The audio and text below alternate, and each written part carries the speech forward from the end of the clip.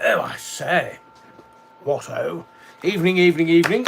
And as some people will recognise, it's a bit of a Betty Swallocks night. I did think about wearing these, but then again, I can't see anything.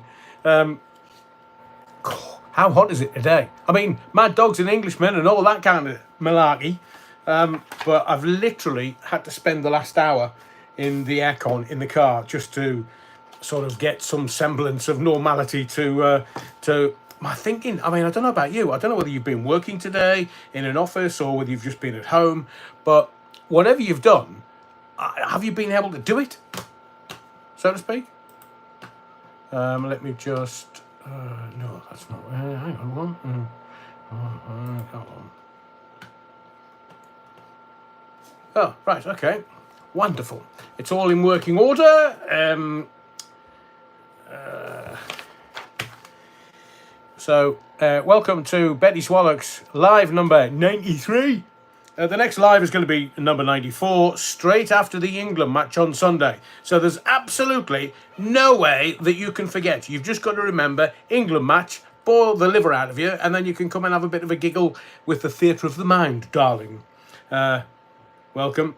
All is well in the body of the Kirk. Remember, you're wrong, and somebody left a little present in the last live on Sunday. It was used Battenberg. Those that know. So just, have a bit of respect for the body of the Kirk. Because the choir boys take great offence at having to do any work whatsoever, including the nuns. Yeah, you know why they're called nuns, don't you? Because they don't get none. The nuns had to get on the floor on their hands and knees and give it a scrub. Or the hock spit on that thang, they said, when they were cleaning the floor where the Battenberg was found. Amber nectar. So please just be a little aware, and I appreciate that it is very, very, very warm this evening, so I am not averse to a little alcohol. I think we're going to mention that. Somebody mentioned a shandy. Shandy? Cough still there. So thank you to Amalia Grassi. First, wow, Amalia, you were first in tonight. I really well need some sanity. Bring on 8 p.m. See you later. Oh, I don't know what time you did that, Amalia, so I hope you're here. Budge up. If somebody's running in looking a bit flustered, it could be Amalia, so budge up in the pews. Let her in, for once. Andrew James. Holy books are laid out. Seating arrangements are in a girl, boy order. Oh, I say Andrew. I've also found a girly magazine with Betty Boothroyd in the centrefold. Oh, Betty Boothroyd. Well, what can I say? That'll get a few danders up. What? Betty Boothroyd. Those bloody staples, though, they don't have get in the wrong place, as somebody once told me. Stuart, evening, Adrian. Yeah, wrongin'. Cold ones at the ready. Oh, Stuart. Cold ones at the ready because we've got the weather for it. Could you put on the AC? What? Either AC or DC? Are you alternating current or direct current, Stuart? Because we've got the weather for... sorry, we've already done that. During the sermon, much prefer the cold. Me too. Especially when I can key somebody's car with my nipples. That's how cold I prefer it. Did Adrian just say well? I thought he just said. Yes, sir. Marcia Toms is in the body of the Kirk. Good evening to fellow members of the Kirk. Eagerly awaiting the Reverend. Thank you, Marcia. Andrew James. If the AC is on, how are we supposed to hear the Rev and the church organ? Oh, trust me, if anybody gets their hands on my church organ, then you'll definitely hear me. I was walking to the Kirk with a copy of... excuse me.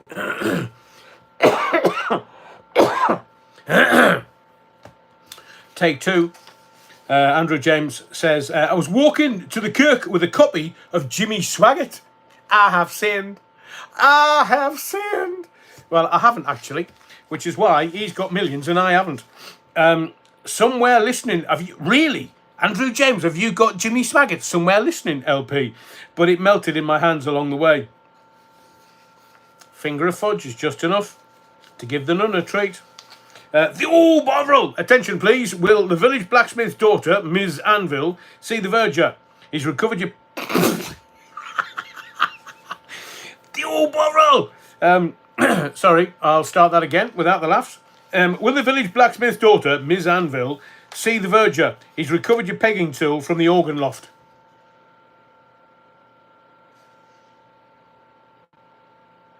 If I'd been taking a mouthful of me hibiscus, that could have gone everywhere, including my phone and the computer. Karen Boo, evening all. Yeah, wrong uns. Hope all enjoying the heat. I've got a fan. I ain't joking. I've got a fan here to keep me cool because the sun is on the back of the house where the body of the kirk broadcasts from. Sorry, the sun is on the body of the kirk. I'm near the back of the pews where I'm broadcasting this from, and Betty Swallocks. It's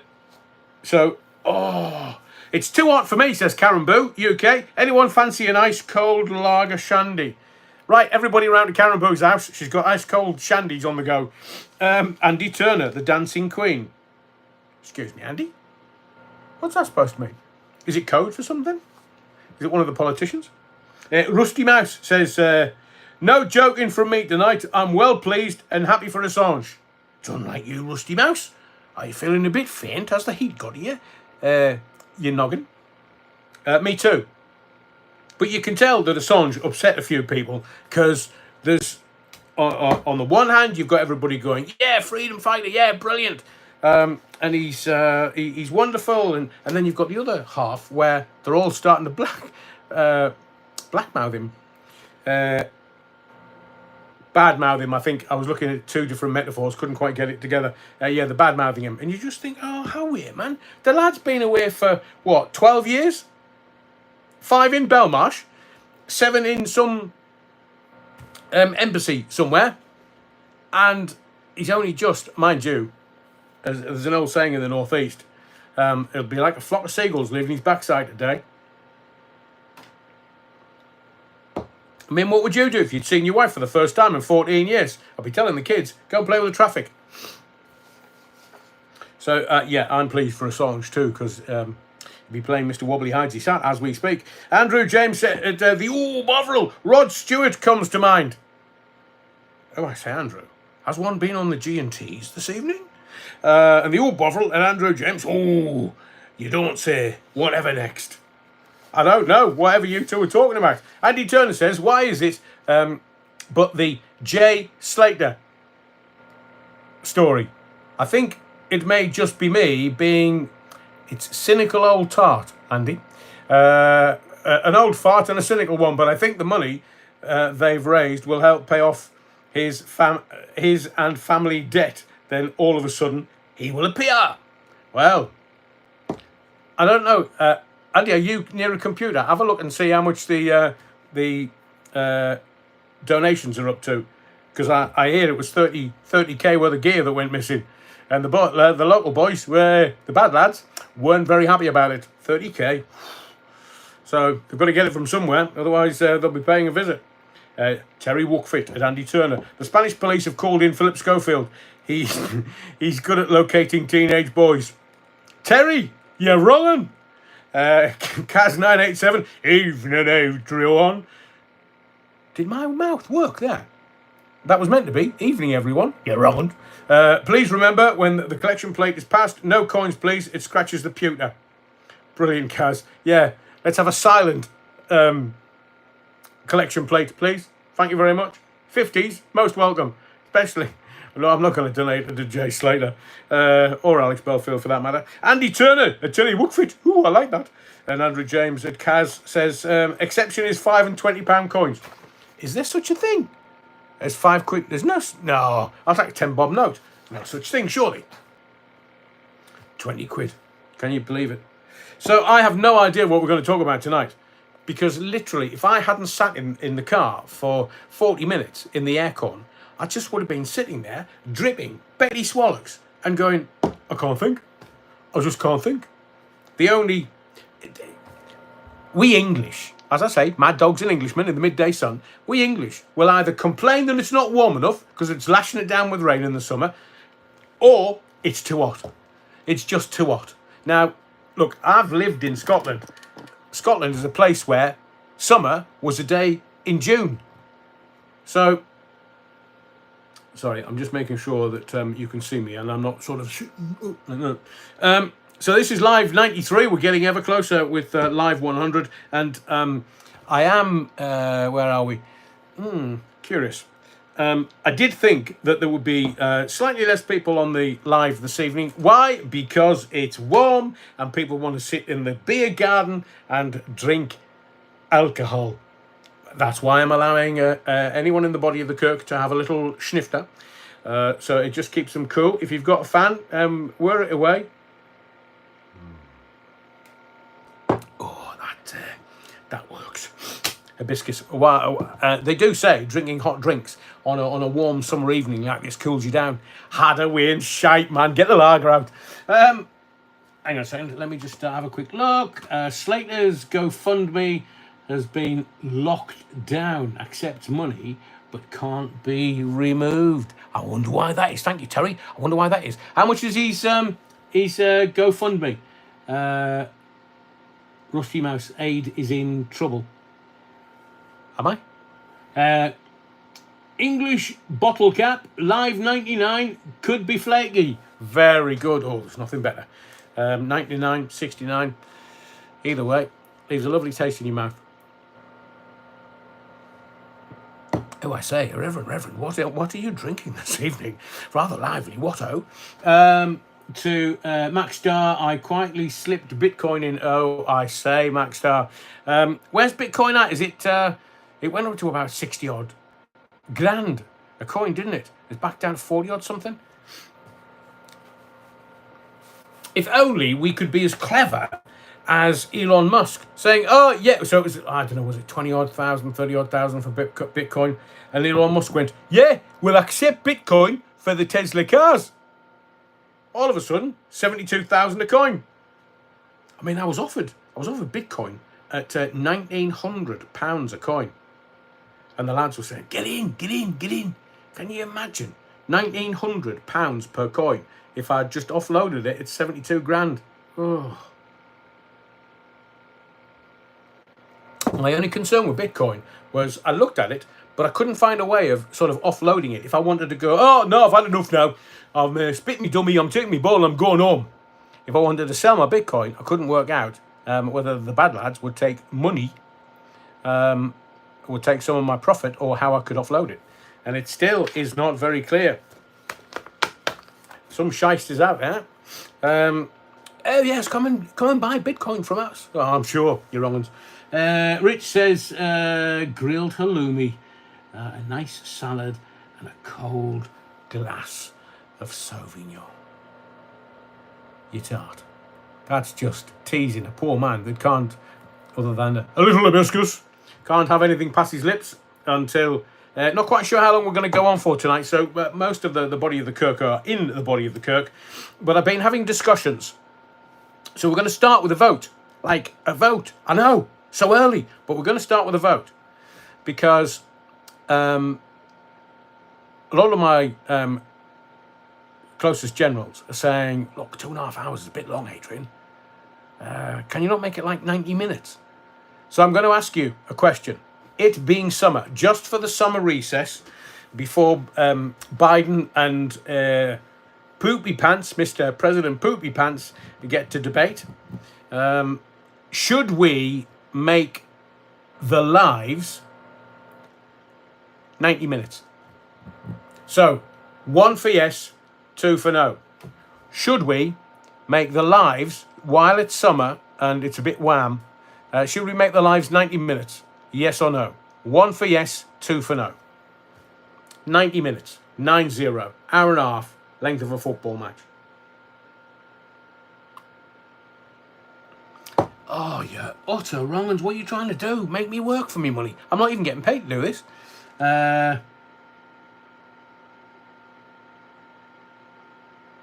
Right. So it looks like the stalwarts, those already parked in their pew, in the body of the kirk. Love swimming for 2 hours. Everybody else is like, a bit warm. Yeah, 90 minutes. Rev, 90 minutes. So... Ooh.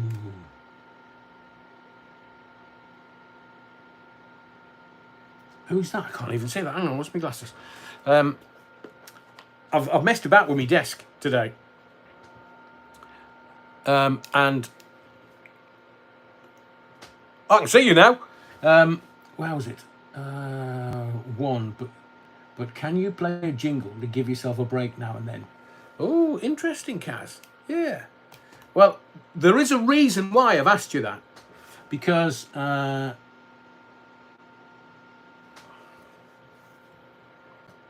Tower Block Tracy, you utter tart. Tower Block Tracy says, do it at 69, you can change ends at half time.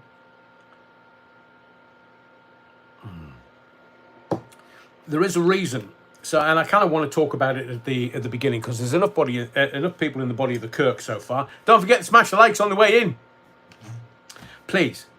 So the next live is going to be live number 94 this coming Sunday, straight after the England match. And then it gets a bit busy for the Theatre of the Mind.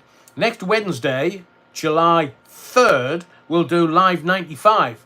And then Thursday, July 4th, we're going to do a live from 10 o'clock. We're going to do a Theatre of the Mind political special from 10 o'clock. So we're going to have another vote straight away. I'm not mucking about tonight. I'm looking for your insight and context. Would you like me to do a phone-in? 1 for yes, 2 for no. I'm not going to elucidate, but I'm asking you, do you want me to do a phone-in? 1 for yes, 2 for no. Andy Turner, you're a wrong. 1 for yes, 2 for no. I don't think anybody's saying no. Wrong.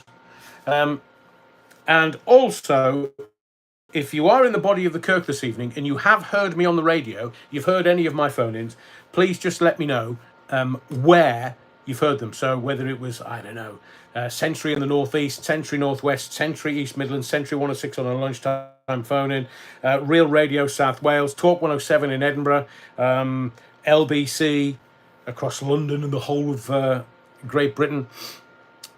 Would you like me to do a phone-in? 1 for yes, 2 for no. Now, a good journalist. Oh, Real Radio Cardiff, who said that? DC, thank you. Thank you, but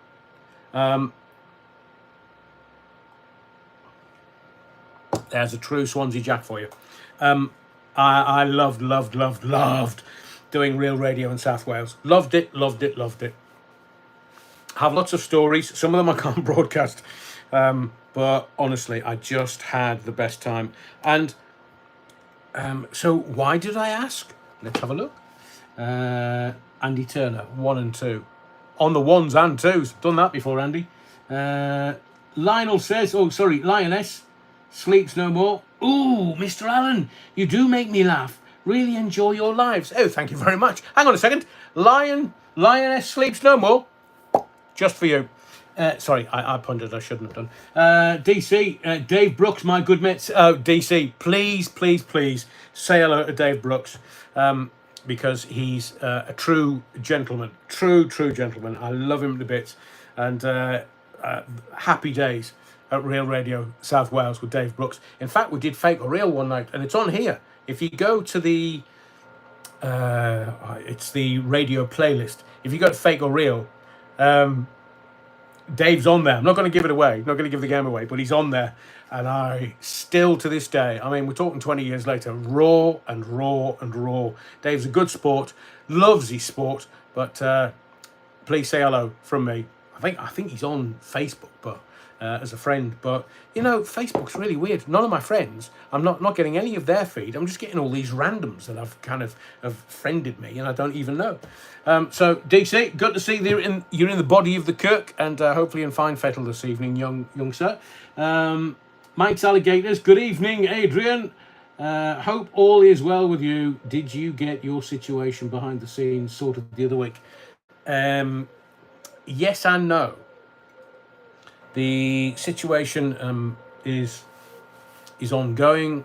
My relative is home, thankfully, but I don't want to really give too much more away. All I will say is, you know how in families sometimes you might get a good mum or a bad mum or a good dad or a bad dad, and it's always an influence. Well, there was someone that I consider my hero in my family, and it was that hero that had to be rushed into hospital. And they are home and taking it easy, and we'll see how things go. But thank you for asking. Who was it again? Thank you for asking. Do appreciate it. I was going to say, yeah, so we've done the phone-in vote. I'll have a look at that later. Looks like you all wanted me to do one. And I will say thank you to the team in the background. I don't normally give away names, places and stuff like that because this is YouTube. But the team behind the scenes are up to stuff. So we have, we're planning stuff for the 100th, which is late July. We're planning stuff for the election night next week, 4th of July. And all I will say is this. If we can work it out technically, we're going to try for the election night special, phone in. We're going to do it. We seem to have the technical know-how and the technical wherewithal. So we're going to do first time phone in, but we've got to have another news because the team need to look at the technical end. And the other thing about phone-ins, I don't want to do one of these, call me Skype number, I pressed that button, who's that? I want to do a professional phone-in because that's what I used to do. And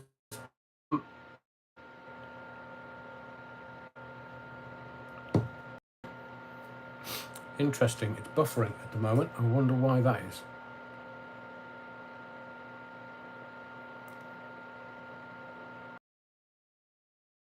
Yeah, looks okay. It's settled itself down. So that's what we're up to.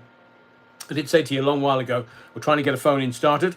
The other thing is, and I have to be really straight with you, a phone-in only works if people phone in. So I know that people will go, oh yeah, definitely, yeah, definitely, Adrian, do a phone-in. And then I'll sit there twiddling my thumbs and nobody's calling in. It's never happened. Well, it has happened at Talk 107. I used to do a 4-hour breakfast show, Saturday and Sunday morning. And Talk 107 didn't have anybody listening. And it certainly didn't have anybody calling in. And I used to just make it up for 4 hours, which is why I do 2.5 hours on here. It's pretty easy.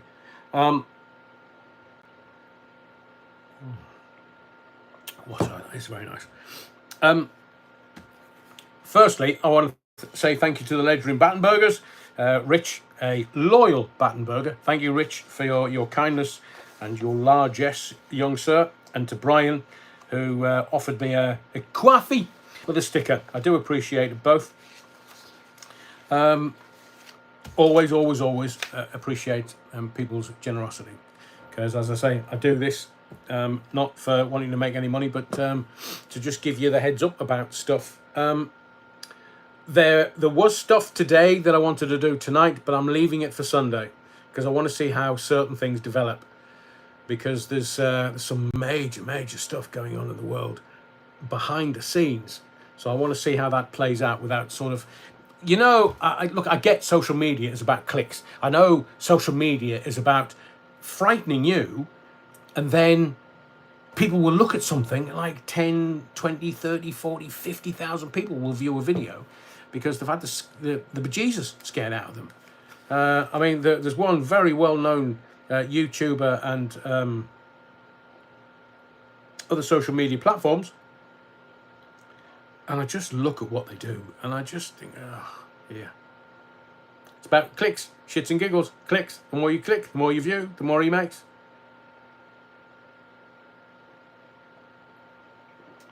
There are some other YouTubers that are watching now thinking, is he talking about me? No.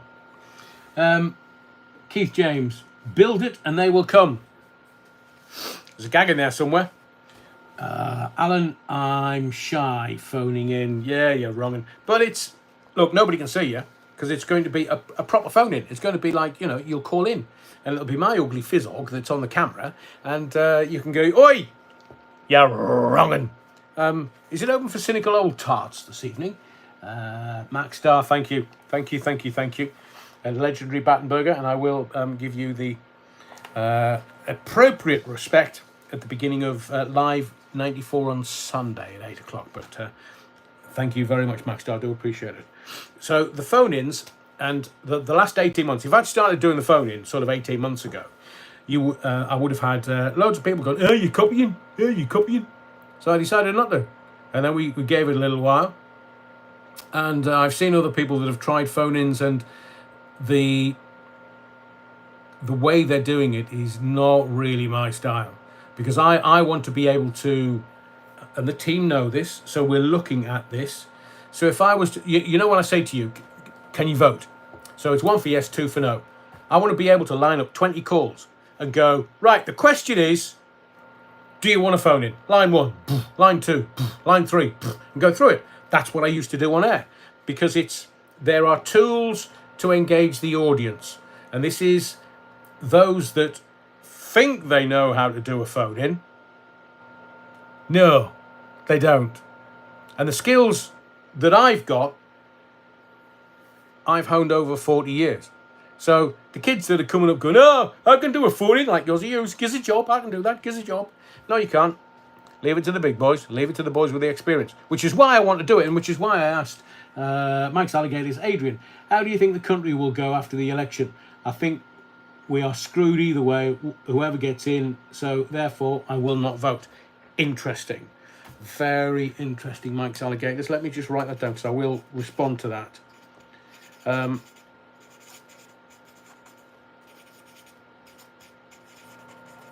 So a phone-in is a very different beast now in 2024. You have the shock jocks, you have people on the streets who are going up and just teasing people and just having a go. And Sunflower, that's okay. You can still be in the body of the cook and enjoy it. They go on the streets. Now, you've got these pranksters, these kids on TikTok who are like running into somebody's house. That's got no class. That's got no integrity. But I did say when I started this channel that I wanted it to be about your stories and who you are and what you do. And that's where I want to get to.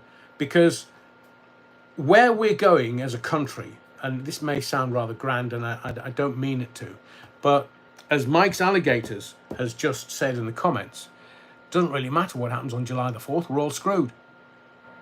Now, what the powers have done is over the last 20 years, they've just cut off your opportunity to have your say.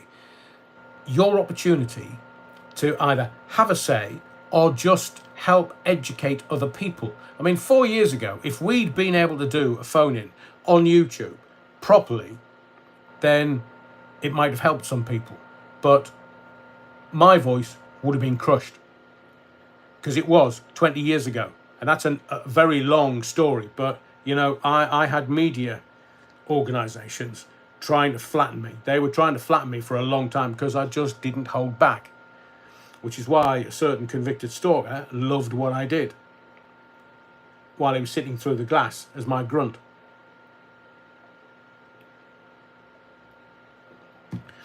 So thank you to Rich and to Brian and to Max Star. I'll give you a mention again on Sunday, as I say. Let's just... It's kind of going to be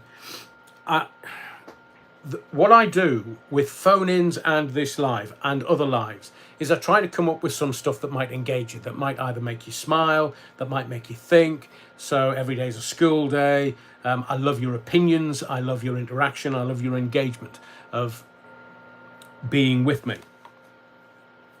Because we have mainstream media in this country that are utter gobshites. I wouldn't trust them as far as I could spit them. And I look at them and I think, how do you get away with that shite? because it makes me swear. I mean, we'll get to Gareth Southgate. I keep calling him Gareth Gates. Maybe it's the same thing. But Southgate, he's the pound shop Pep Guardiola. We'll talk about him later, because seemingly we got through the group. But you think we're going to win the Euros? Right, that's the next question for the vote. But I want to mention her. Now, this woman was married. I mean, I don't even want to mention his name. Gove. She was married to yeah. There's a fabulous video of him in the Commons, and he's off his nut on gear. She was married to him, and this is what she says. Because there are very, very, very informed people that comment in the comments, and they know what's what, and they contact me behind the scenes, and we just go, yeah, get it, get it, it's definitely going to happen. So Sarah Vine in the Mail today, she says, I pray young Jay, that's Jay Slater, is okay, but if he is, it'll be no thanks to the armies of big-mouthed trolls profiteering from other people's misery. Yeah, gobshite. So you've written a whole piece in the Daily Mail and you got paid for that, talking about the online trolls. Foxtrot Oscar, you tart. Foxtrot Oscar. People are searching for information. We know what the deal is with this story. We absolutely, categorically, 30 G's worth of gear's gone missing.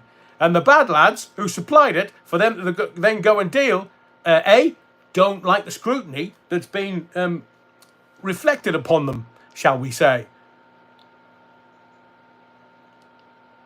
And she's, it'll be no thanks to the armies of big-mouthed trolls profiteering from other people's misery.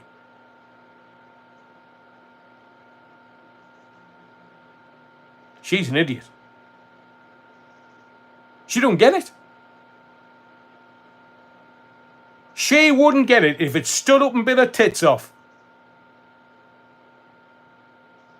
These are kids that were involved in stuff that was very dangerous. And these were kids that got the FAFO. Foxtrot around, find out. No, Michael, she was married to Michael Gove. Remember, Aberdeen? Sorry, I've got sniffles. Like Special K for his breakfast. So what's Terry Wookford said? Terry Wookford, have I been blocked? No.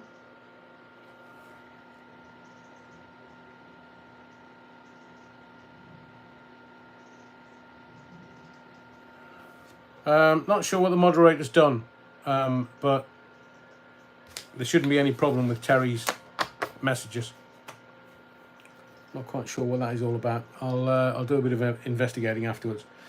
So I get that the Mail is a bit out there, like the Daily Mirror is a bit out there, and I try to look at all the stuff that's going on now. This woman was married to Michael Gove, so she will know the inner workings of the Conservative Party. And we've got all this stuff around politicians and police officers. And we'll just leave Jay Slater there, because I will approach it again in just a little while. But we've got all these, like, coppers who are finding out. Now, I don't have any... If somebody gets a tip, and it's, get your shirt on July 4th for the election. Look, if they go and put a pony on it, pun intended, if they, 20, 30, 40, 50 quid, they have a punt on it, then who are we? When you've got a Prime Minister paying £500,000 on 120 million that he made in the last 12 months. That's more corrupt than somebody just having a bit of a flutter. I've said to you before, there was the horse Ben Nevis. I was given a tip by my uncle, my hero, and he said, look, get everything on it because it's going to win the national. And it did, at 50-1. Now, I'm not quite sure what the odds were for a July the 4th general election, but you absolutely categorically know that the bookies don't like it up them. They don't like losing money. And all these people are all of a sudden making a few bob on the back of it. And the Gambling Commission's involved. How many bookies have gone to the Gambling Commission going, oh, bloody hell, man, I've just been stung. I've just been done for 10 Gs, 20 Gs, 30 Gs. Well, what were the odds on a July the 4th general election? And they've obviously noticed that a whole load of people were putting bets on a few days before it was announced. That's all.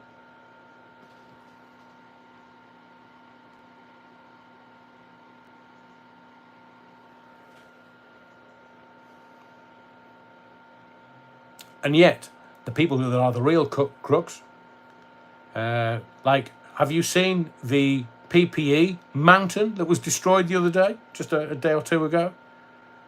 1.5 billion quid's worth, and they're kind of belly aching in the lead up to the general election. You know what it's all about, don't you? They're trying to make it sleaze. They're trying to make it, oh, look at these, they've been doing all this gambling. Oh, they had insider information. Oh man, here, give us the 1.5 million back for the PPE we paid for that wasn't used. Yeah, somebody's just said my tax money. Exactly, Alan. Where's Michelle Moden? Where's her yacht? 30 million profit, 29 million profit. How much was the turnover? And she wasn't the only one. She was the only one that's been put in the press. So they're trying this Tory sleaze. And we don't know the agenda behind this, but I will guarantee you this, in 10, 20, 30, 40 years hence, we will look back and go, do you think that Rishi Sunak was absolutely categorically made Prime Minister by the Parliamentary Conservative Party, not the membership of the Conservative Party, the Parliamentary Conservative Party?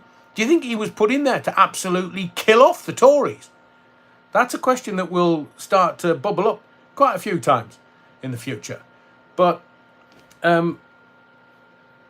I just think that we're getting to the really nasty bit the week before. I've had Labour, Tory, Lib Dems, and have I had Reform through? I'm just and I've had the Reform leaflet through. They're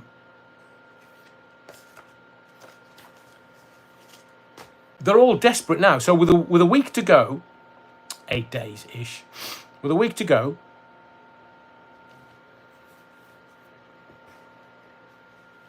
let's have another vote. Have you changed your mind about who you are going to vote for? 1 for yes, 2 for no. Have you actually, at some point in the run-up to the general election next Thursday, have you changed your mind on who you're going to vote for? 1 for yes, 2 for no. Because we've got, I'm going to start calling them trans Labour. Because according to Sir Keir Starmer, is he scaring you yet? I've been asking you for over 8 months. According to Sir Keir, oh, it's not like the Labour Party in 2019. No, we've changed. What? Male readers were right about Labour in 2019. That's why we've changed. I'm just going to call them trans Labour, because they've completely changed. Let's have a look. No. Ooh.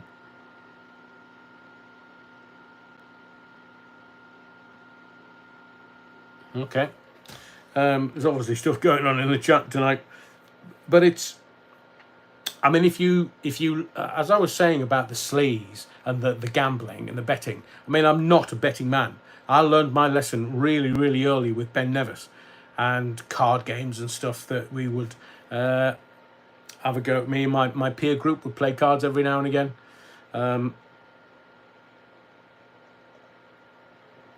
It's a mug's game. It's only either the house, casinos if you will, it's either the house or the bookies. You never see a poor bookie, do you? No. So I learned early on to keep my money in my pocket. But it's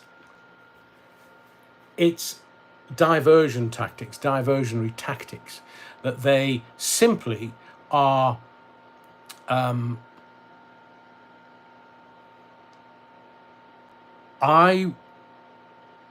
I don't have history on my side here. I know that Tony Blair's only job, he only had one job, had nothing to do with the country.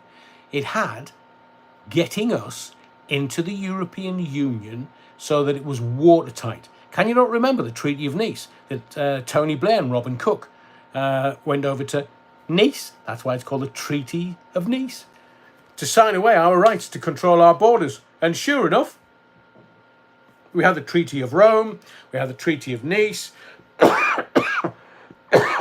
I mean, I know we had Shagger Heath in the early 70s turn around and say, yes, well, it's the Butter Mountains. We'll get free butter. We'll get free milk. We'll get free everything. And it was called the Common Market. Wasn't called the European Super Union, but you can guarantee, look, these snake oil sellers, they are as corrupt as hell. They're all corrupt. And do you know something? If they're not, when they go back in, they will be, because power corrupts. Absolute power corrupts absolutely. So the Labour rights, the Labour Party, oh no, we're for the workers, up the workers, yeah. When was the last time they went to Durham Miners' Gala? Sir Keir. So it happens every year, by the way. So we had all these politicians, and I'll kind of whip through the last 50 years. So Edward Heath, just don't go sailing with him. He got us into the Common Market. And then they changed the name of it. And then they changed whatever was going on with the Common Market. It became the European Super Union. And then we get into the 80s, and nobody really plays the blindest bit of notice of it. Then we get into the 90s, and then things can only get better with Tony Blair. Charles Linton Blair. Google it. And Tony Blair only had one job, to make sure that we could not come out of the European Super Union. And do you think that the neo-Marxists, that is the new Labour Party, do you think they're going to get us out of Europe? Don't be silly. And in the 90s, there was John Major, lovely guy, loves his peas, shagged Edwina Currie. Now, that's a man that thinks Edwina Currie was attractive. She wore stockings and suspenders, seemingly. And John Major had to come out, not out, but had to come out on the steps of 10 Downing Street with Norman Lamont, his little spitting image puppet, little Norman Lamont, and said, right lads, we've had a word with the city, and we are going to come out of the exchange rate mechanism. And the whole country went, what? Since when were we in the exchange rate mechanism? The ERM for short. And the pound, had to be in the ERM for 2 years. Whether the exchange rate mechanism, the euro, went up or down, and it was going to bankrupt the country. They hadn't told us anything about it. I didn't know about it, and I'm sure you didn't. Until John Major went, right. Right, lads, I've had a word with Norman. Norman, he's the Chancellor of the Exchequer.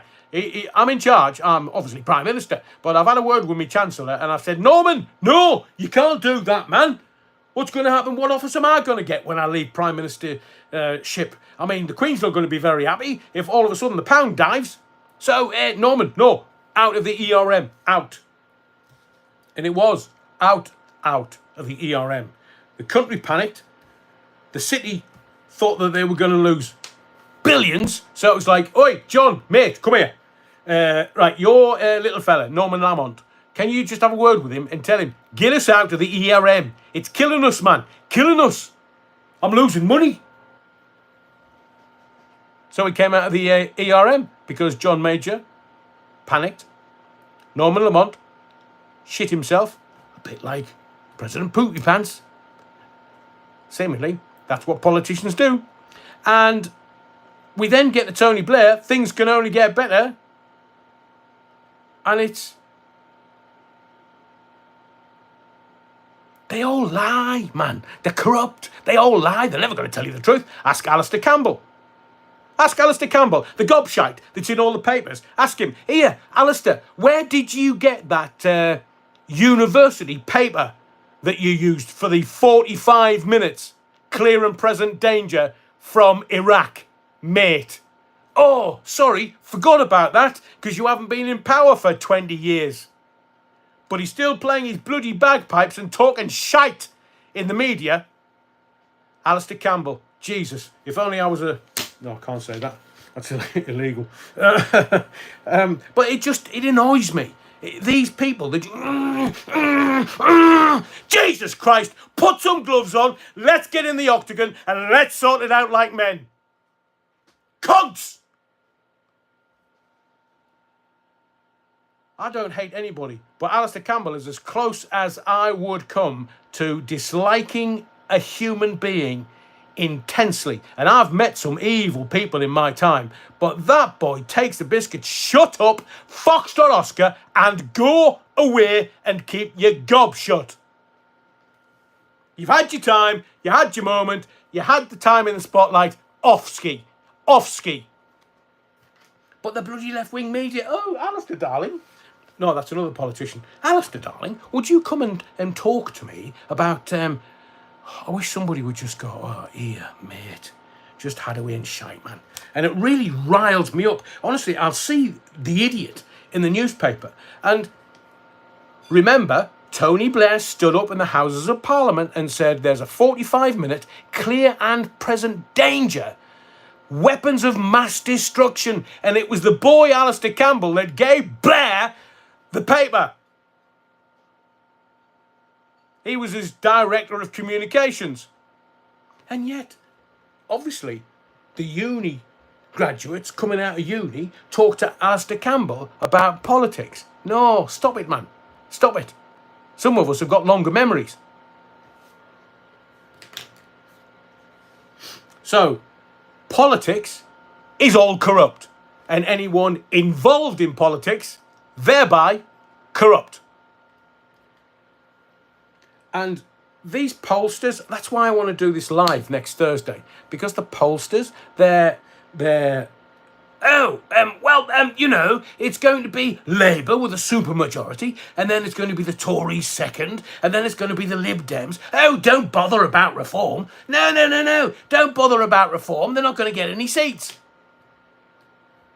And everybody that I'm talking to, they're not telling the pollsters who they're going to vote for. The pollsters are full of See, my Tourette's are kicking in again. I wish they'd Foxtrot Oscar. But the pollsters are just... So the pollsters are there to tell you that everybody's voting for a particular party. And I know that you're not voting for that party. I know which party you're voting for because you've told me in the polls and in the comment section of these lives. And these idiots have no clue what is going on the ground. No clue. You can tell that they're worried. They never say that they're worried. They never say anything other than Nigel Farage. And they try every which way to discredit him. Exactly the same as Donald Trump in America. Every which way to discredit Donald Trump. But the American people, on the ground, the boots on the ground, are going to vote for Trump, and it's going to be a bigger landslide than it was in 2020. And President Poopy Pants reckons he's got 80 million votes. So in this country, next week, we've got 7 days. The pollsters think you're going one way. Maybe it'd be playtime Thursday. See if Scove will come out.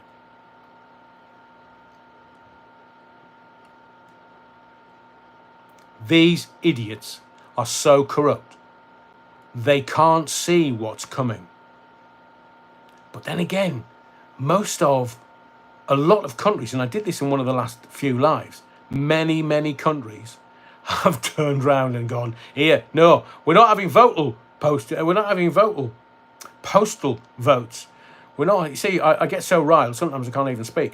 We're not using postal votes because it's corrupt. And have a guess who uses postal votes? Yeah, this country.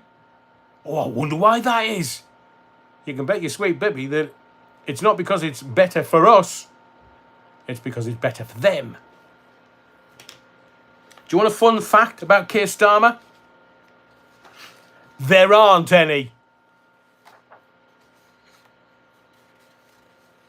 I'm going to talk about, because I don't know about you, I just get, it's look, I'm a Sunderland supporter, so defeat and disappointment is my second and third names. But when it's England, I want to talk about that in a second. But I'm going to tell you a story. If you're sitting comfortably and you've got a shandy and a slice of the Battenberg free in the body of the Kirk, I'm going to tell you a little story. Just a quick story. You know, Jay Slater is, well, he's lost in the mountains of Tenerife. That's interesting. So I look, I'm a pants skier. I've tried all my life to try and ski, but my vertigo just kind of knocks it sideways. But I have tried. And one year I went to Bulgaria. So we're talking about, just in general terms, about the dangers of being successful at things. You know what I'm talking about, don't you? Yeah. Making money from sales. So I pitched up so Saturdays was always landing day. You get into resort, you try and find your feet, and it was a place called Borovets. I'm not going to tell you the name of the hotel. So we get into Borovets, and it's got a really weird vibe. Unusual, because we've been there before. I mean, most of the hotels, in my experience, and we're talking 20 years ago-ish, but the hotels in Borovets are told by the bad boys, the local bad boys, and the cops don't do anything about it. They literally walk about it. It's like Chips.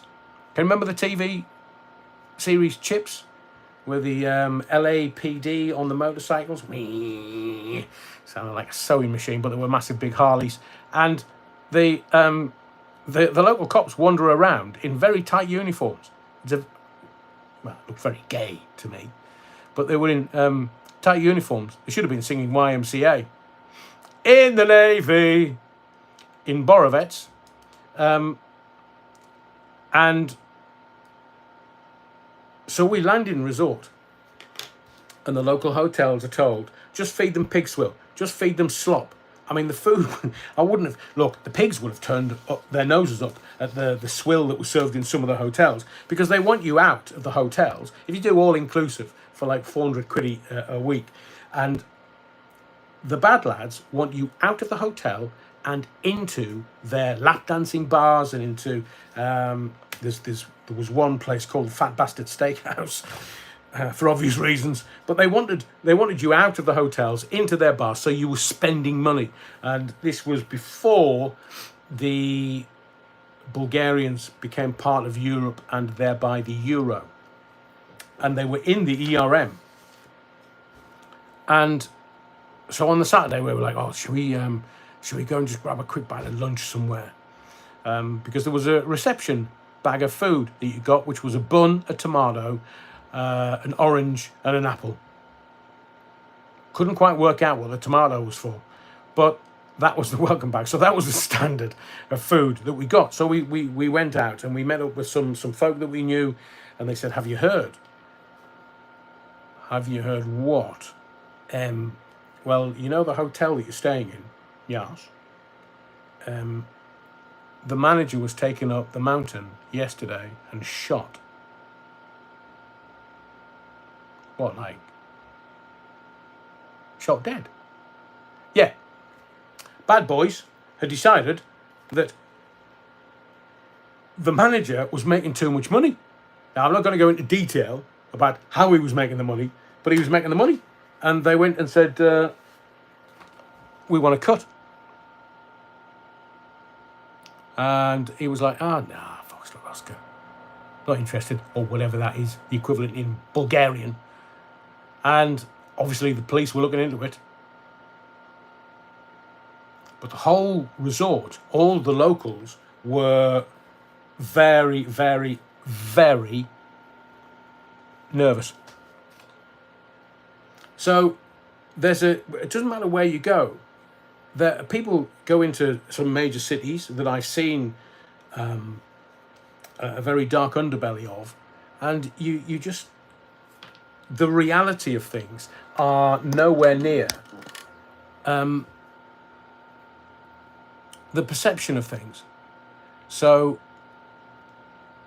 Tenerife, you'll see all the holiday stuff, you'll see all the holiday makers, but there's money exchanging hands in Tenerife. And if somebody has lost some stuff, 30 grand's worth of stuff, then is he being chopped up and fed to the pigs as they did in Northern Ireland? I don't think we're ever going to see him again. I don't think his family's ever going to see him as much as, I don't want to say that, but kids think that they're going to live forever. But when you're dealing with very, very, very bad people, you don't want to get involved. Now, from what I can gather,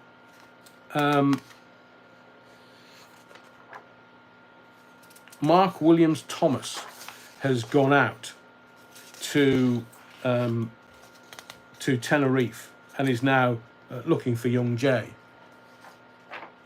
Why would Mark Williams Thomas want to do that? Now, he says he's on the case. He says he's out there to find out what's gone on. Mark Williams Thomas, this guy that outed Savile, in essence, held a press conference and wants to trace 2 key witnesses. What? And the local bobbies don't want to trace them? The local bobbies have asked for backups and they've asked for more boots on the ground to try and find young Jay. And he's gone up into the mountains. Well, hang on, he's gone up into the mountains and they found somebody else in the mountains. How does that work then? So they're after key witnesses. You've now got celebrity investigators out there. But in my view, and in my experience, they're not going to find him. Unless, of course, he's come to some kind of deal.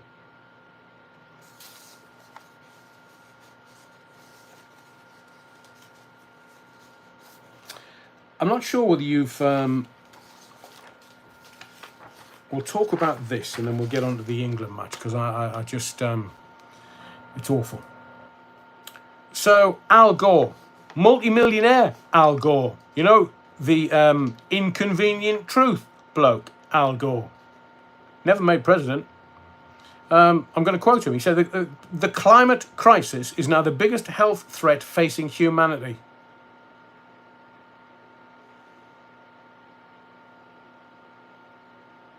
"28 degrees today." Now, Al Gore was speaking at the World Health Organization's 77th World Health Assembly. The WHO, not You Better You Bet, the WHO, not Pete Townsend, the WHO. The people that mandated you getting the jibber jabber and masks. And you were told what to do because the WHO said, we've got a pandemic. Right, you're going to have to... That's the same people. Now they've moved on to climate crisis. And I'm going to quote them again. "Unless we stop the use of the sky as an open sewer,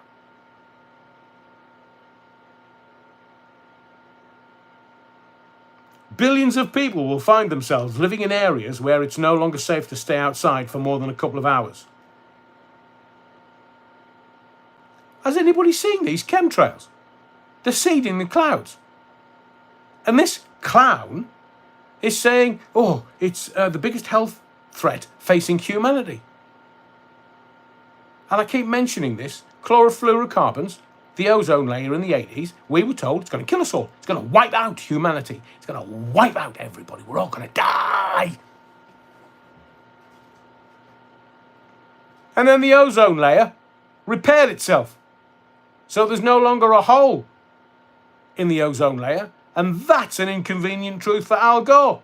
Because if the ozone layer can repair itself, I mean, you know, we are being fooled by people that tell us that God is like an old boy with a grey beard playing a harp, wearing a white cassock, sitting in the clouds. What if God is actually nature? Now, we can get into the theosophy and philosophy of all of that at some other time if you wish. But there's nobody that can prove it's not. And Al Gore goes on to say, and of course, that mobilises climate refugees in much larger numbers. No, they're only coming here, the illegals, the immigrants, they're only coming here because they can speak a little English. Can't speak Italian, can't speak French. And according to Al Gore, we need the voices of doctors and public health experts and officials to call for action loudly and clearly. They didn't do it when the last pandemic was going on. All these doctors, all these celebrities who are now ducking their heads down because they were being paid by Big Pharma to tell you to take the jibber jabber. From where I'm sitting, that's corrupt. And don't worry, we won't let you forget who they were.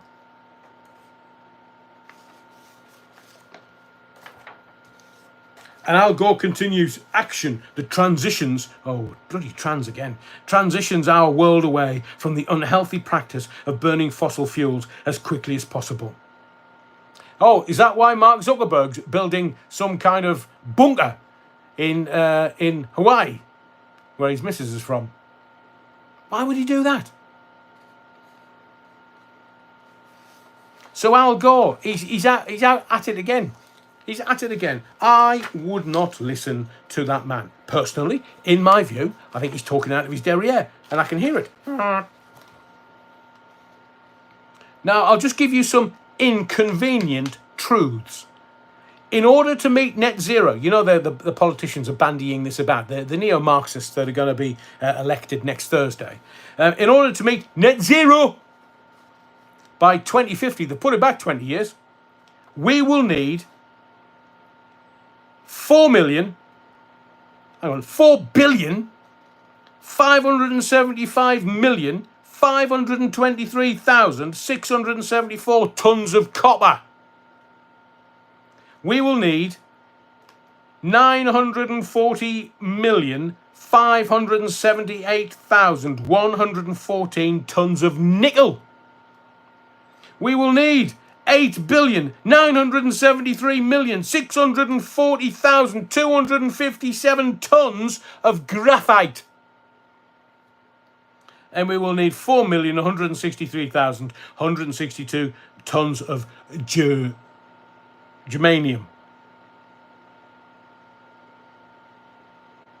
Now, at today's mining rates, all of those are just possibly merely numbers for you, but at today's mining rates, that would take over 1,000 years to mine that amount. Net zero is a lie that will never happen. So Al Gore can talk out of his shithole as much as he wants. Net zero is a lie because humankind are incapable of mining the amounts of the bits and pieces that we need. So now you know why Ukraine is so sought after. The Americans are giving them hundreds of billions so that they can pay them back in the minerals that Ukraine holds. Whether it's copper or nickel or graphite. And there's the doom goblin going, oh, you've ruined my childhood. Oh, really? Multi-millionaire-ess ruin her childhood. Maybe she wants to come across here and see some of the kids that have not even got shoes on their feet, not even going to get fed when they get home from school. Some of the teachers are having to pay for children to have breakfast at school because the parents are not feeding them. Doom goblin. Somebody else that makes my Tourette's kick in. She talks out of her pie hole as well. So, I've just quoted facts to you. Al Gore, multi-millionaire Al Gore, he wasn't that rich before he started The Inconvenient Truth. I wonder where he made his money from.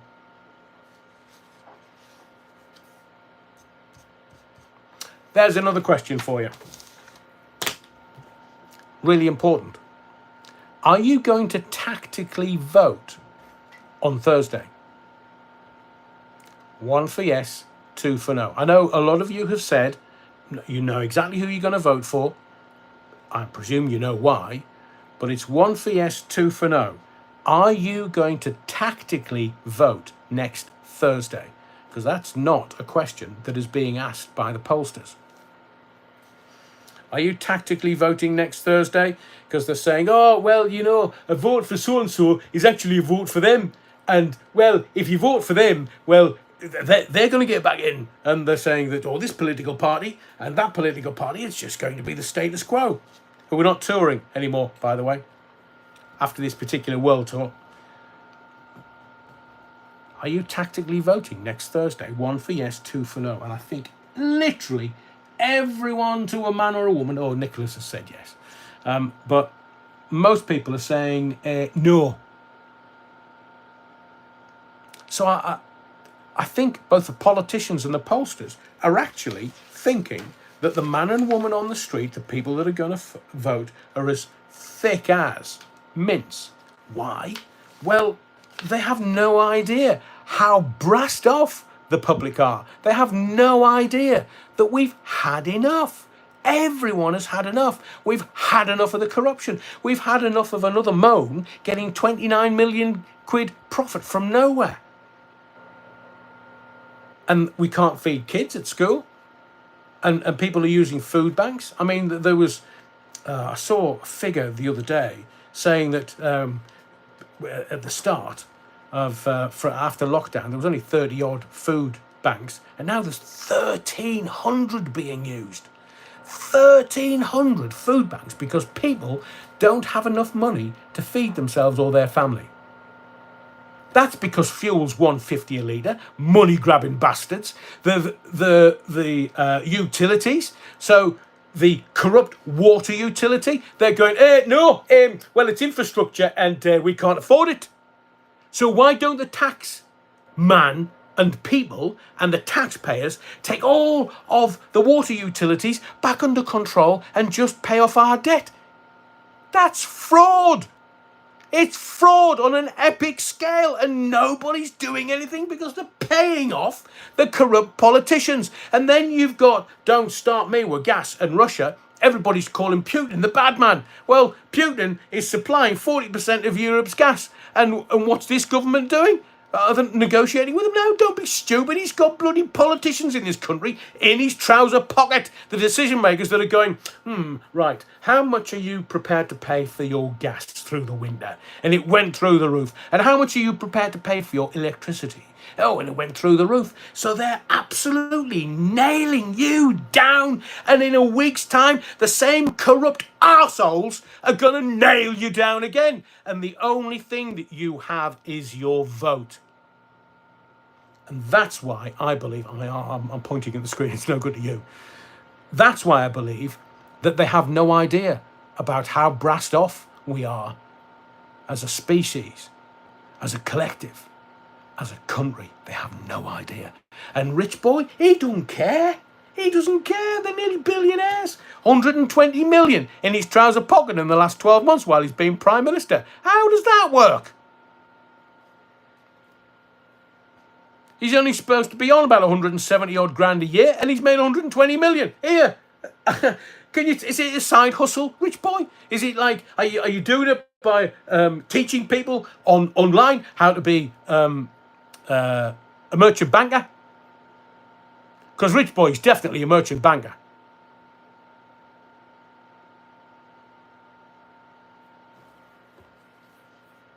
They've been found out. They don't realise they've been found out.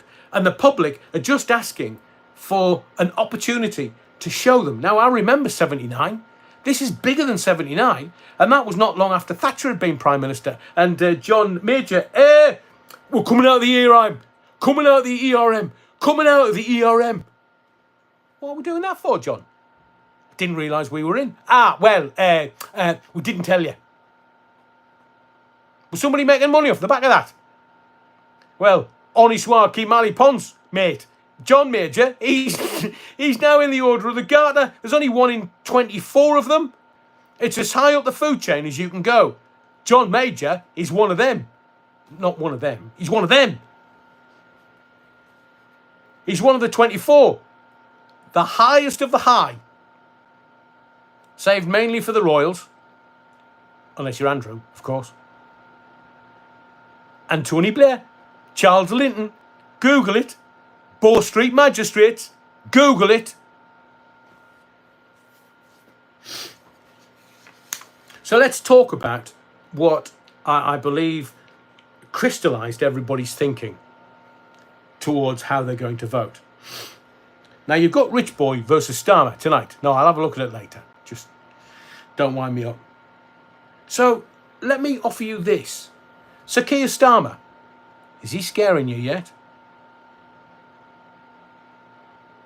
You'll look back at these lives and go, oh, Adrian, you. Is he scaring you yet? I know things about Sir Keir Starmer that should make you quake in your boots. So Sir Keir comes out and says, yeah, right, we're going to crush the gangs. Hang on, it's like John Major. We're coming out of the ERM, and the whole country went, hang on, since when have we been in the ERM? So who are these gangs? Sir Keir, we're going to smash the gangs. Is that the same as Philip Schofield bashing that young boy on Playtime Thursday? Bashing his back doors in? Is that the same? Is Keir Starmer going to crush the gangs behind the trafficking? How does he know? And if he knows, why hasn't he done it previously? And there's Rich Boy saying, if Labour gets in, well, there'll be migrant queues at Calais. Here, will you foxtrot Oscar, you inconsiderate piece of shit. Stop the boat. Stop the boat. Stop the foxtrot boats, you tart. You promised that nearly 12 months ago. We're going to stop the boats. We're going to stop the boats. And then James Cleverly comes out and going, we're going to stop the boats. We're going to stop the boats. Was somebody working them up their derriere outside of number 10? You've got to say, we're going to stop the boats. They haven't done anything like, they've done nothing like that. Nothing.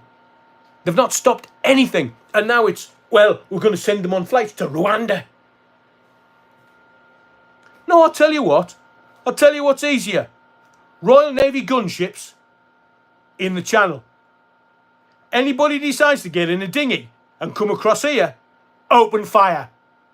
That'll soon be a big enough deterrent to stop anybody coming from France, and then France can deal with them because it's Europe. Free movement across Europe. That's what the Europeans wanted. Let them have it. And don't say to me, well, one of the politicians says, what we'll do is we'll pick them up in the Channel and give them to the French Navy. No, we've had ships in the Channel before against the French Navy, and we scuttled them back in the day. Somebody has to take leadership. Somebody has to do it without mealy-mouthing. I've said this to you before. How do you know when a politician's lying? Their lips move. I don't want Sir Keir Starmer telling me it's gangs. It's gangs. It's organised gangs. We're going to crush the gangs. So tell me, who are these gangs, Sir Keir? Because you must be getting it from the intelligence services. So tell me, who are the gangs? Starmer has said, we'll let 100,000 in. Well, let me give you a bit of an education. Back in the day when Charles Linton, after he was arrested for what he did at Bow Street Magistrates, Google it, Lynton, Charles Linton Blair. So what they did was that everybody that was coming into the country, they counted the heads, the male heads. Only the male heads. So if there was male, wife, 3 kids, they only counted the males coming in. And when they were deported, they counted the male, the wife, and the 3 kids. So it looked like they were getting rid of loads of them. They never told you that back in 97, 98 or 99, did they? No. So Sir Keir Starmer saying we're going to limit it to 100,000 a year. Oh, here. It's millions, man. There's millions coming in. Millions. And these idiots that you're going to vote for next Thursday, they're just going to lie to you. That's all they do. Lie, lie, lie. They're not interested in the benefit for the country. They're not interested in the benefit to you, the country, your community, or your family. None of them. Please don't think that I'm suggesting that you vote for any particular party. I'm suggesting that Guy Fawkes had exactly the right idea. Blow the lot up, obviously while they're not sitting, because I wouldn't want to hurt or maim or do anything illegal. But they're just lying. And they're only after the power. They're not interested in the money, although they make a few bob. It amazes me how people go into Parliament and come out like super wealthy. So Bojo the clown, that idiot, he's come out and he's putting his oar in. Mind you, he's been doing that with his missus a fair bit. Look at how many kids they've got now. How many's he got? 20? Easily got a rugby league side. So Bojo the clown, he's like, Farage is Putin's pellet. He's a clown, that man. He's an utter clown.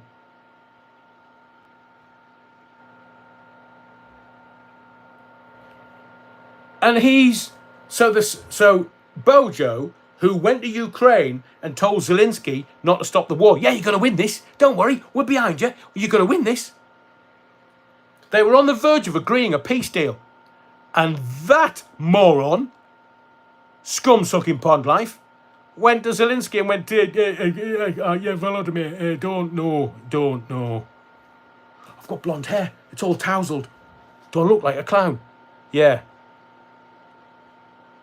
And now the world's looking at America pouring all the money in to be washed in Ukraine so that the politicians can get it out washed, and you've got no idea that it was taxpayers' money that they put in there. So I want to know, how much did the clown make in this agreement? I want to know how much Trotter Cameron is making on behalf of Rich Boy. No wonder, 120 million. And doesn't anybody get the corruption? I mean, am I the only one that's seeing through this?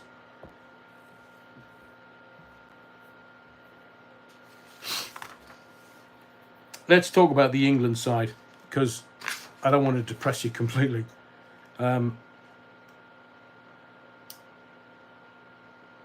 Right, another question.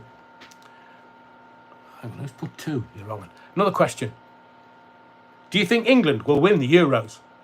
1 for yes, 2 for no. Do you think England will win the Euros? 1 for yes, 2 for no. I mean, I know it might turn your stomach, but do you think England's going to win the Euros? Now, I've watched every match. And look, if I was any good as a football manager, I wouldn't be on YouTube doing these lives. So we're through to the last 16. We don't even know who we're going to play. It's one of 3 teams from Group E. Could be the Netherlands. I give up. But it's like Gareth Southgate. He's a pound shot Pep Guardiola. And I get it's like a chess match. But will somebody tell the players what the rules are? What they can and can't do? Now, in my view, the greatest football manager ever, Brian Clough. Bar none. None. Not Shankly, not any of the other luminaries, not even Pep Guardiola. Clough did it before everybody else. European Cup, 2 years on the bounce, with footballers that people were laughed at. And one of my dear friends, Larry Lloyd, passed away but a couple of weeks ago. Giant of a man. But you know, I talked to him on loads of occasions about Brian Clough, having met Brian Clough and sat at the feet of greatness. And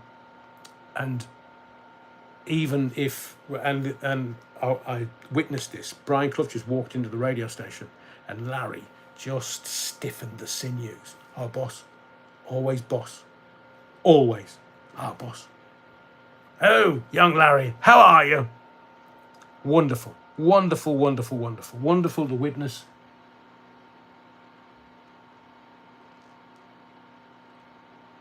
Interesting. Adrian, Turkish barbers in one Gateshead, all run by Albanians. Let me tell you, barbers, car washers, if you want to look at organised crime, as the police do, car washers. All the cash generating stuff. So, thank you for that, Nicholas. So, Brian Clough, he was always, if God had wanted us to play football in up there in the clouds, he would have put wings on your feet. On the ground, keep it on the ground, and pass. Brian Clough was a genius. So I'm watching England. I mean, Jude Bellingham, we're told that he's the best player in Europe. Ronaldo's getting a bit old now, but Real Madrid. So he's had an amazing first season, and he's the best player in Europe. And we've got the best player in Europe gaslighting the country in an England shirt. I mean, the Scarlet Pimpernel had more of a profile than Jude Bellingham yesterday playing for England. And it's always painful. It's always, I think the newspapers do it on purpose. It's all painful. So they tell us, yeah, we're going to win it. Yeah. And I don't know why we take this BS. We're not. We are not. Because there are other, even on an off day, Portugal or Germany. Germany's looking like the best side. And Spain's won everything this time round. So would we beat Spain? No. Would we beat Germany? Don't be stupid. Would we beat Ronaldo in Portugal? Don't be off your chump. And yet, Gareth Southgate, he's ditched the waistcoat. He's now wearing cardigans at £1,000 a pop. He's so far out of his depth, this boy, he doesn't know what he's doing. And we're playing on Sunday, don't even know who we're playing. And I refuse to be disappointed any further. I bought into the brilliant, we're favourites. How they worked out we were favourites, I'll never know. Maybe it's because they've got the manager playing certain players in the wrong position. Now, I'm not going to go into technicalities, but if you're not allowing Jude Bellingham the freedom to absolutely scare the bejesus out of the opposition by running at them, Declan Rice running at them, Harry Kane running at them, get some pace on the park, and even, look, you know, Kyle Walker, I know he's got some pace on him because I know how many women he's been knocking kids out of. He must have been running between the two. Just let them run. Instead, they're passing backwards to Jordan Pickford, the Mackham. And you just, even with my rudimentary grasp of football, why aren't they running at the opposition? Foden, he's legged it back to the UK because his missus is about to pop, I think. So, is he going to be emotionally ready for Sunday? New child? Missus is like, here, I think you need to stay here a few more. Get me down to the sweet shop and get me, I don't know, some fries, Turkish Delight or something. Yeah, I've got cravings. He's not letting the footballers play the way they can. And if they were playing the way that they can, we would absolutely decimate every side in the competition. But he's not. He's got a plan. And everybody's got to stick to the plan. Because if you don't stick to the plan, I won't pick you for the English side. So here's my take. This is what we need to do. Sack Gareth tomorrow. Sack Southgate in the morning. Jurgen Klopp has turned around and gone, no, sorry lads, no, I want a bit of time away from footy. Somebody has said on one of the podcasts, and I know they're flying a kite, and I know they're just taking the mickey, but can we get Harry Redknapp in? All the manager has to do is just get the players playing freely to the maximum of their talent and abilities. That's all they've got to do. We've got an amazing defence. Harry Maguire, dear Lord, thank you very much for keeping him out of the English side. Gay at the back, hardly put a foot wrong. Maguire, he probably would have scored half a dozen goals for the opposition. Donkey! In my view. So let's just sack Gareth Southgate. He's got a plan, it ain't working. But he hasn't got a plan B, or plan C, or plan D. Larry Grayson, yeah. Do you know, Martin, that's actually a great idea. Shut that door. It's like the politicians. There doesn't appear to be anybody that's listening to the man and woman on the street. They're not listening to us because we're trying to say to them, we've had enough. We've had enough of your shite. We've had enough of your BS. We've had enough Foxtrot, Oscar, Hadaway. Foxtrot, Oscar, the lot of you. So, Gareth Southgate, pound shot Pep Guardiola. Pep Guardiola's not going to leave Man City, is he? And there's Jack Grealish sitting at home watching the footy, bursting his incontinence pants with laughing. He's looking, going, I could have ran past them, No, the wonder Gareth Southgate didn't want Jack Grealish to go to the Euros, because he would have taken them on single-handedly and beat them all. That's all. 3 lions, man. 3 lions. Why are we literally allowing this BS to go on? Now, this is what I'll guarantee you.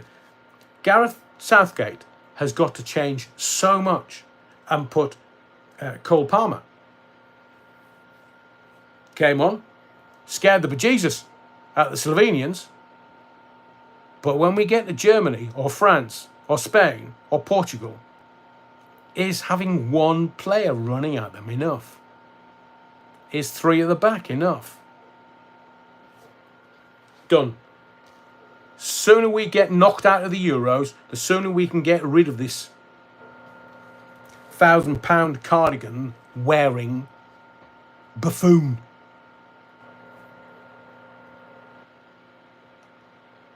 Honestly, I do struggle. I do struggle.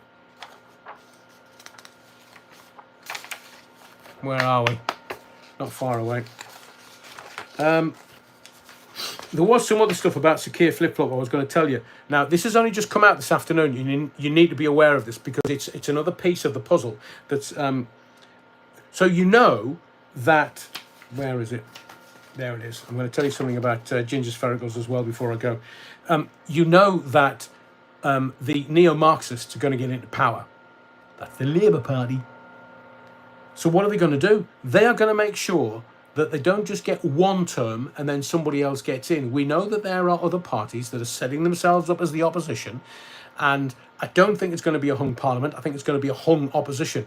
I think there's going to be all kinds of shenanigans and deals going on. That's why a member of one of the political parties was actually at the Tory party conference, shaking hands and having chats with people. So Sakir Flip-Flop is going to introduce automatic voter registration, AVR. It's coming in a week's time. Not for this general election, but they're looking at the general election in 4 or 5 years and then the general election after that. Because all of a sudden, Labour realise they could be in for a generation. Not 1 term, not 2 terms, a generation, which is 20 years. So what they're going to do is they're going to introduce automatic voter registration. So they're going to make people vote. Now, it could add, like in one fell swoop, it could add 1 million people to the voters' roll. 1 million people. It could be that there's a possible 7 to 8 million people missing or incorrectly recorded. So all of a sudden they're going to uncover all of these voters that are going to vote for the Labour Party. Nobody's going to get in for 20 years. And the 16 onwards are given the right to vote. Well, we all know how life works. You're 16 and you're left wing, Che Guevara on the wall of your uni digs. Yeah, right on. Jeremy Corbyn. Yeah, right on. And then you get to 35 and you've got a couple of kids and a couple of cars at the front of the house. And all of a sudden you've turned into a bloody rabid Tory. I've seen it so many times. When they've got no responsibilities. I'm a neo-Marxist. And then they get into the 20s and all of a sudden they've got to start paying taxes. And then they go, oh, hang on a second, that don't work. No, I want to keep my money for myself. Then they get into their 30s when they've got maybe a wife or husband, couple of kids, couple of holidays a year, nice house, good wage. All of a sudden, they're rabid bloody Tories. That's how it works. Don't say it doesn't. So, let me just give you this. Are you aware that Tommy Robinson's been arrested in Canada? He's been arrested in Canada on an arrest warrant. And I saw him say, I've never been to Canada before. So how can they arrest him in Canada on an arrest warrant when he's never been to Canada before? So he was arrested while giving a talk at a Canadian hotel. The footage posted online shows Tommy, they always say this in the newspapers, real name Stephen Yaxley Leonard, being handcuffed by two plainclothes police officers who explain to the 41-year-old exactly what's going down.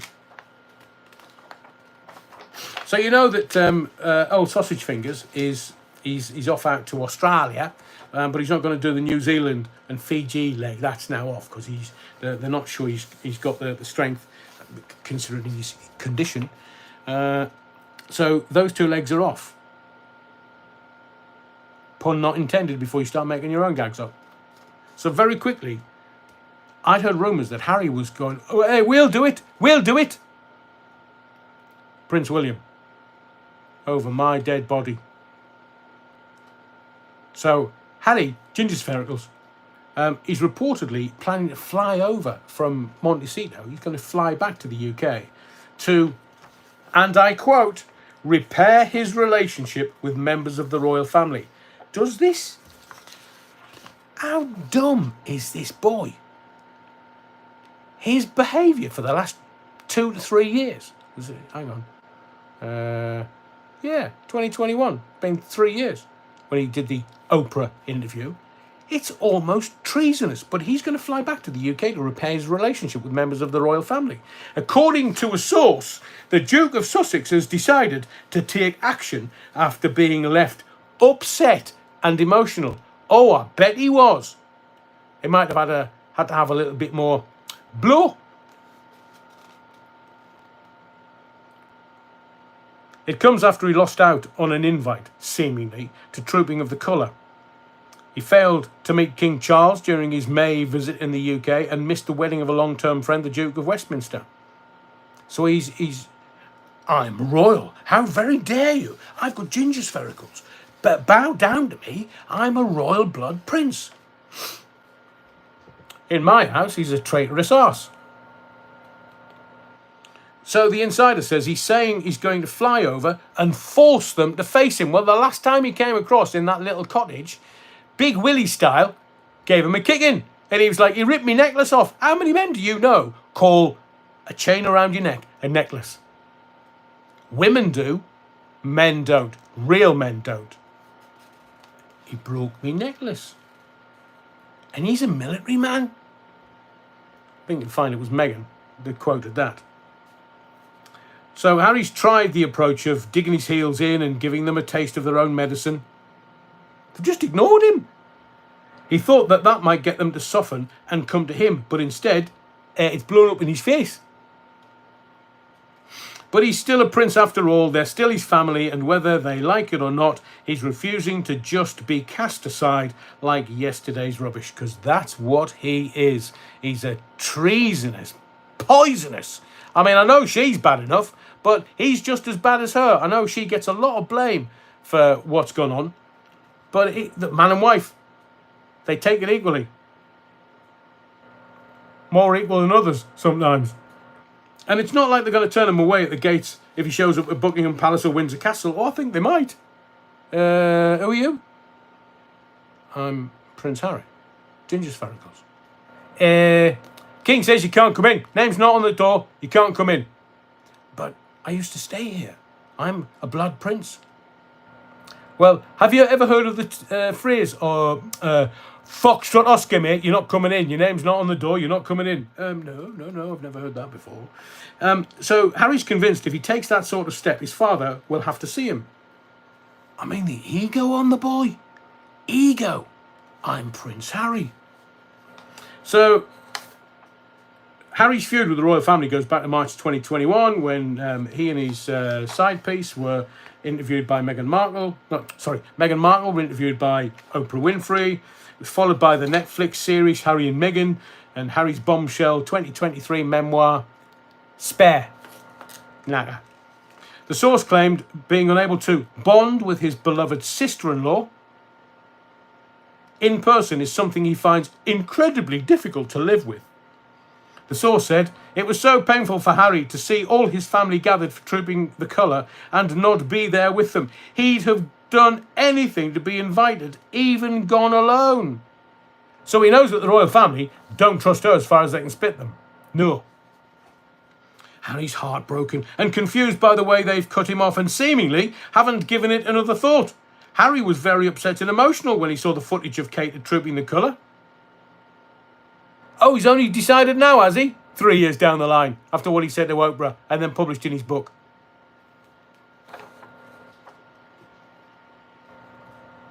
He could see she was putting on a stoic, brave face, but ultimately having the eyes of the world on her was a lot of pressure. The fact he's got to watch on TV or via the internet from 6,000 miles away just made him so sad. They decided. It really hammers home how he's a proper outsider at this point. Mate, you've made your bed, lie in it with her and whomever else she invites in.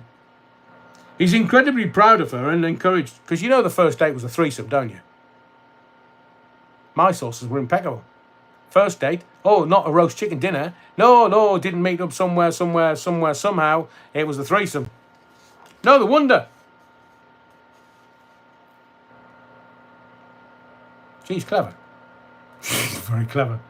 He's incredibly proud of her, that's Kate, by the way, and encouraged that she obviously has very good doctors and appeared to be healthy and in good spirits. But the fact he can't bond with his beloved sister-in-law in person is a kick in the guts. Well, honestly, that's not the right phrase you wanted to use, Ginger Sphericals. A kick in the guts after what she's been in hospital for. And something he finds incredibly difficult to live with. Oh, he didn't find it difficult to live with her when he was calling her racist, when he was nailing the royal family for being chock-a-block with racists and saying, what colour skin Archie going to have? Oh, he's forgotten that now. What is he smoking, that boy? Well, we know, because he told us in the book Spare. So, that's it for this week, I think, because my blood pressure's gone through the roof. Again. So, thank you for your likes. Please smash them on the way out if you would, please. I really would appreciate it if we can get it over 100 likes. Thank you to those that indulged me this evening. Thank you. Make sure that you are subscribed because there's more videos coming tomorrow. And to sort of round it off, please be here on Sunday because hopefully we'll make definitive announcements on Sunday's live as to what's going to go on next week. We are working on a phone-in that is imminent, to use the Sunderland board's vernacular. And let me just do that. So thank you for your likes. Thank you for your subscriptions. Make sure you are subscribed. Thank you for your indulgence. Thank you, Rich, again. Really appreciate it. But most of all, thank you for your indulgence. I wouldn't do the lives without you.